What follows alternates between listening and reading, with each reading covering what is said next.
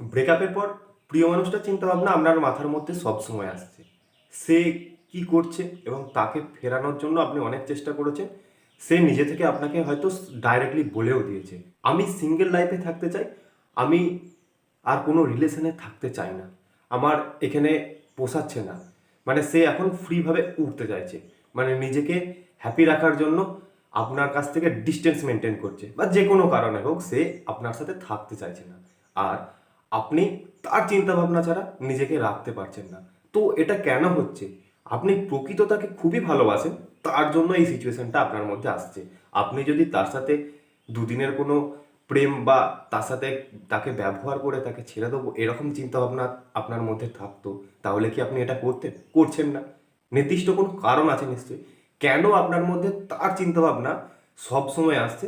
সেটা আপনি শুনুন, আপনার জানা খুবই দরকার। আর এই সিচুয়েশনটাতে আপনি এই ভিডিওটা যদি দেখেন এবং এর মতোভাবে চলেন, আপনি নিজেকে অনেকটা প্রতিষ্ঠিত করতে পারবেন এবং সেই মানুষটাকে ফিরে আনতে অবশ্যই পারবেন। শুনুন, আপনাকে একটা এক্সাম্পল দিচ্ছি, আপনি গোটাটা বুঝে যাবেন। আমরা যখন ঘুড়ি ওড়াই, তো ঘুড়ি ওড়াতে গেলে কি লাগে? একটা লাটাই লাগে, সুতো লাগে, আর একটা ঘুড়ি লাগে। তো যখন খুব সুন্দর হাওয়া দেয়, মানে প্রকৃতি যখন অনুকূলে থাকে, তখন আমরা কি করি? ঘুড়িটা ওড়াই।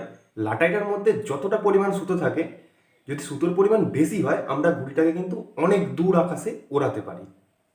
এরপর দেখুন, কারোর চিন্তাভাবনা হতেই পারে, বা আপনার পার্টনারের চিন্তাভাবনা হতেই পারে, বা যে কোনো মানুষের ধরুন চিন্তাভাবনা হয় যে সুতোটা যদি বাঁধা না থাকতো, ঘুড়িটা আরো দূর আকাশে যেত। কত দূরে যেত কোনো আইডিয়া নেই। এটা কি বাস্তব? এটা কি সম্ভব?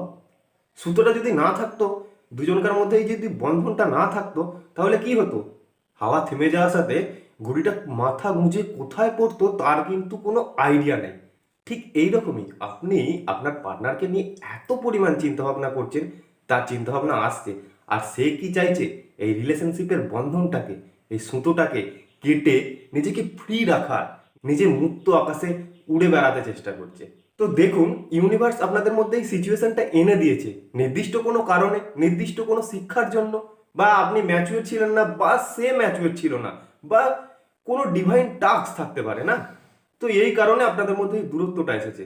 এই দূরত্বটাকে কম করার জন্য নিজেকে কিন্তু সঠিকভাবে সঠিক পথে চলতে লাগবে। তো এর জন্য এই সিচুয়েশনে শুধু থিঙ্কিং, ওভার থিঙ্কিং এইসব করলে চলবে না।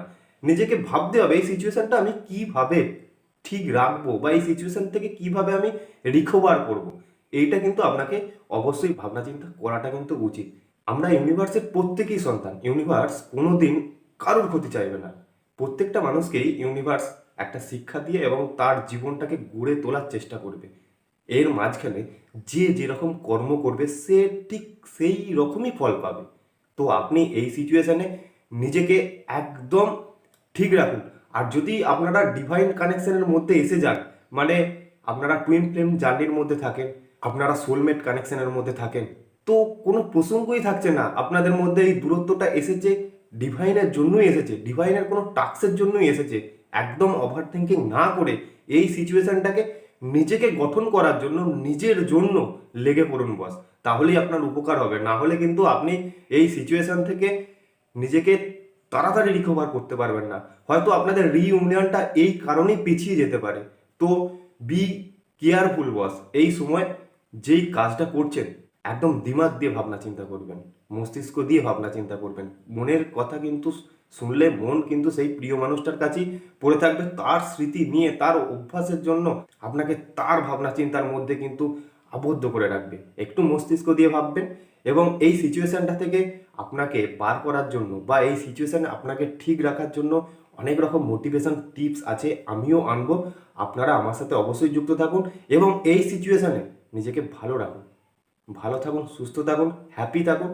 প্রত্যেক দিনের মতো ইউনিভার্সকে আপনাদের হয়ে আমি প্রে করছি, উনি যেন আপনাদের এই খারাপ সিচুয়েশনটা খুব তাড়াতাড়ি কাটিয়ে দেন এবং এই সিচুয়েশনে আপনাকে ভালো রাখে।